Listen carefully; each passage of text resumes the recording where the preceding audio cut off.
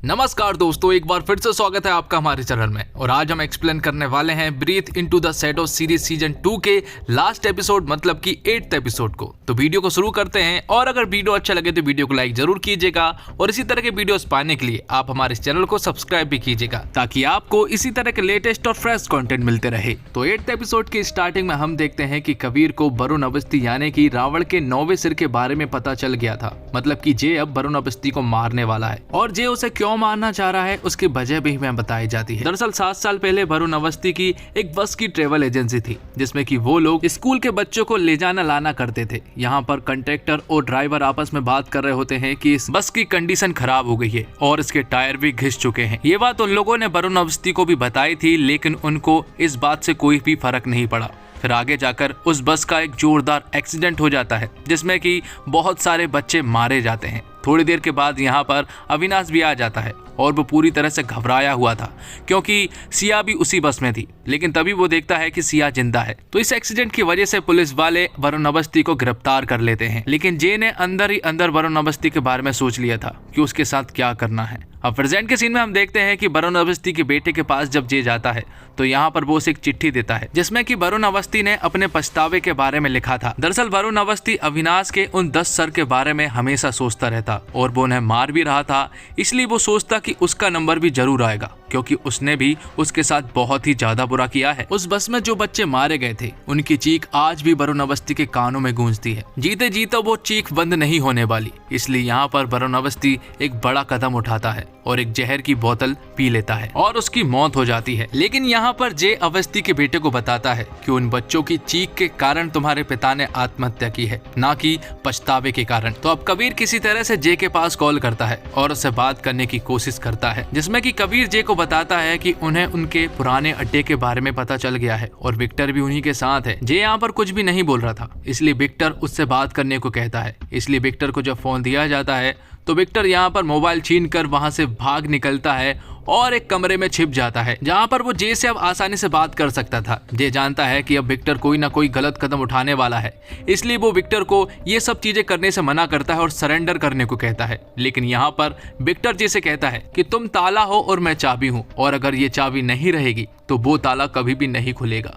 यहाँ पर जे बार बार उससे कहता है कि उसे सरेंडर कर देना चाहिए, लेकिन विक्टर उसकी एक नहीं मानता क्योंकि वो उसे अपना बड़ा भाई मानता है। साथ ही उसी कमरे से विक्टर कबीर के ऊपर गन तान देता है और यहाँ पर कबीर भी उसके ऊपर गन तान देता है। लेकिन तभी कबीर देखता है कि विक्टर के हाथ में जो गन है वो एक नकली गन है, और इससे पहले कि कबीर अपने ऑफिसर्स को रोक पाता वो लोग अंदर घुसकर विक्टर के ऊपर गोलियां बरसा देते हैं और उसे जान से मार देते हैं। जिसके बाद डॉक्टर विक्टर की कुछ प्रॉब्लम्स को बताते हैं। वो बताते हैं कि बचपन में उसका एक भाई था, लेकिन वो भाई सिर्फ उसके दिमाग में था क्योंकि बचपन में उसके पिता उसके और उसकी माँ के ऊपर बहुत ज्यादा जुल्म किया करते थे। तो अब विक्टर को एक साथी की जरूरत थी और उसके दिमाग ने उसके भाई को बना दिया, जबकि असल में उसका कोई भाई है ही नहीं। अगले सीन में हम देखते हैं कि सीबीआई के पास वो पजल वाली फोटो ऑलमोस्ट अपलोड होने ही वाली थी, लेकिन विक्टर ने यहाँ पर एक हैकर को अपॉइंट कर दिया था ताकि वो उस फोटो को रोक सके। तो जे यहाँ से निकलता है और सीधा शेरली के पास जाता है, जहाँ पर शेरली जे से माफी मांगती है। वो कहती है कि एलन को बचाना जरूरी था,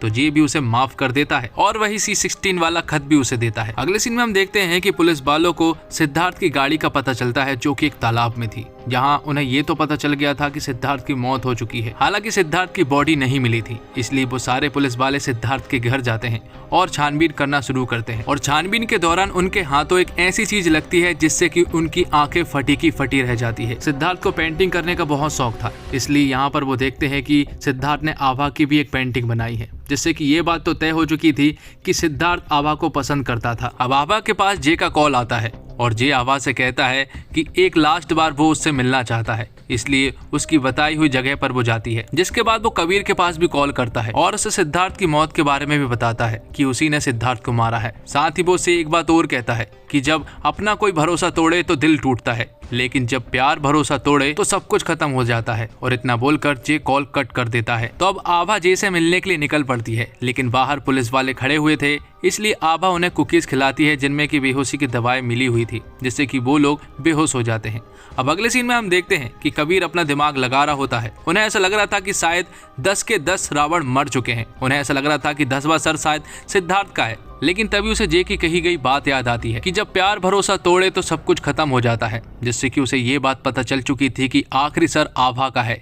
इसलिए वो तुरंत ही आभा के पास कॉल करता है, लेकिन उसका फोन घर पर ही रखा हुआ था और उसके मोबाइल में एक टोल क्रॉस करने का मैसेज भी आता है। इसलिए कबीर अपनी पूरी टीम के साथ वहां जाने लगता है। थोड़ी दूर के जाने के बाद उन्हें पता चलता है कि पास ही में एक मेला लगा हुआ है। थोड़ी देर के बाद ही आभा यहाँ पर पहुंच जाती है और पीछे से हम जे को भी देख पाते हैं, जिसके हाथ में वही मखोटा रखा हुआ था और वो यहाँ पर आभा का ही इंतजार कर रहा होता है। तभी एक छोटा सा लड़का आभा के पास जाता है, जिसने कि वही मखोटा पहना हुआ था जो कि जे के पास था। जिसके बाद आभा को वो लड़का जे के पास ले जाने लगता है और यहाँ पर कबीर और उसकी पूरी की पूरी टीम भी यहाँ तक पहुँच चुकी थी। मेले के पीछे एक बिल्डिंग थी और जे वहीं पर खड़ा हुआ था। आभा भी वहाँ पर आ जाती है और कबीर भी मेले में पहुँच चुका था और वो आभा और जे को ढूंढना शुरू कर देते हैं। लेकिन बहुत बड़ा मेला था, इसलिए उन्हें समझ नहीं आ रहा था कि वो लोग आखिर जे और आभा को कैसे ढूंढे। लेकिन तभी अचानक से कबीर की नजर उसी मुखौटे पहने हुए बच्चे के पास जाती है और वो बच्चा कबीर को मेले के पीछे ले जाता है, जहां पर कि उसने आभा को छोड़ा था।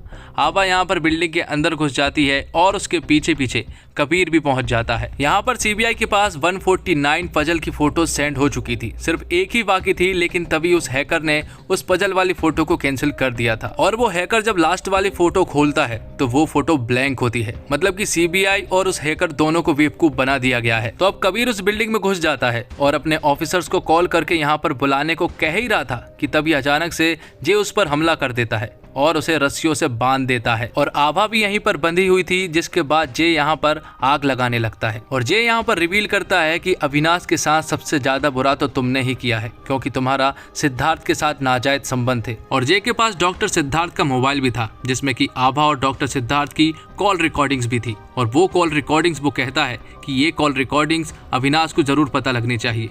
इसलिए जब अविनाश कैरेक्टर में आता है और जब वो पूरी आवाज सुनता है तो वो पूरी तरह से शॉक्ड रह जाता है। कबीर भी उससे कहता है कि जो आखिरी विक्टिम है वो आभा ही है। ये सब जानने के बावजूद अविनाश आभा के हाथ पैर खोलने लगता है, लेकिन तभी उसके अंदर जय आ जाता है और वो कहता है कि भले ही अविनाश तुम्हें माफ कर दे, लेकिन मैं तुम्हें माफ नहीं कर सकता।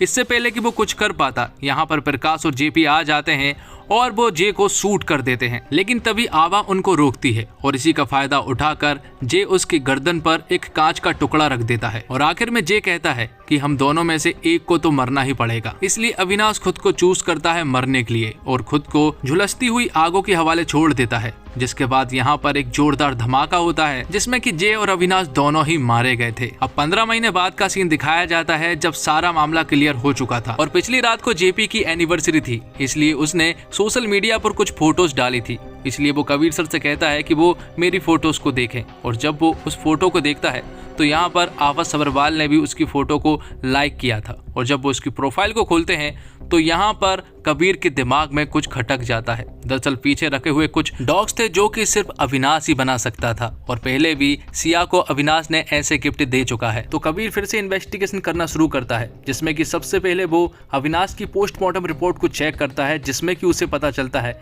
कि ये सारे साइन नकली हैं। तो इस बात से ये बात तो साबित हो चुकी थी कि उस दिन के धमाके में अविनाश बच गया था और साथ ही वो लोग हिमाचल प्रदेश में शिफ्ट हो गए थे और उनका हाउस नंबर था C16, वही C16 जो कि अविनाश ने शेरली को दिया था। उस लिफाफे को सीरीज में कहीं भी रिवील नहीं किया गया क्योंकि C16 का मतलब हाउस नंबर था और ये सब कुछ पहले से ही प्लान था। और इसी के साथ breathe into the shadow series के सीजन 2 का लास्ट एपिसोड मतलब कि 8वां एपिसोड भी यहीं पर खत्म होता है। तो दोस्तों उम्मीद करता हूँ आपको वीडियो पसंद आई होगी। वीडियो पसंद आई हो तो वीडियो को लाइक जरूर कीजिएगा और इसी तरह के वीडियोस पाने के लिए आप हमारे इस चैनल को सब्सक्राइब भी कीजिएगा, ताकि आपको इसी तरह के लेटेस्ट और फ्रेश कंटेंट मिलते रहें।